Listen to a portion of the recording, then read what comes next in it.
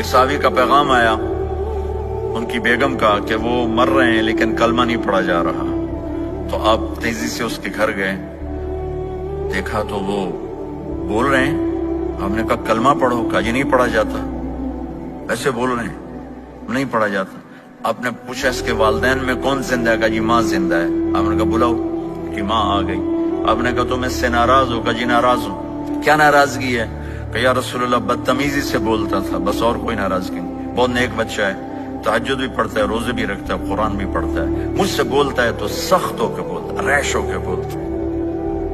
تو آپ نے کہا معاف کرتے ہو؟ کہا نہیں میں نہیں معاف کرتا. تو آپ نے فرمایا میں اسے آگ لگا دوں پھر سفارش کرو گے؟ کہا ہاں پھر تو کروں گے. کہا اگر تو نے معاف نہ کیا تو اللہ اسے جہنم میں ڈال دے گا. انہوں نے کہا نہیں میں معاف کرتی ہوں. جب ماں نے کہا میں معاف کرتی ہوں, آپ نے کہا کلمہ پڑھو, تو اس نے کہا لا الہ الا اللہ, اور اس کی جان نکل گئی. پھر آپ نے ان کا جنازہ پڑھایا اور فرمایا کہ جس نے ماں باپ کو دکھ دیا اس پہ اللہ کی لعنت, اس پہ زمین آسمان کی لعنت. ان کی نہ نماز قبول ہے, نہ روزہ قبول ہے, نہ صدقہ قبول ہے.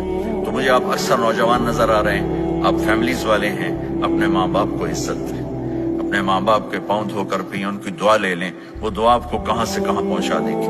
ماں باپ کی دعائیں وہ کام کرتی ہیں جو نہ امریکن ڈالر کرتا ہے, نہ کینیڈین ڈالر کرتا ہے, نہ برٹش پاؤنڈ کرتا ہے, نہ پاکستانی ہندوستانی روپیہ کرتا ہے.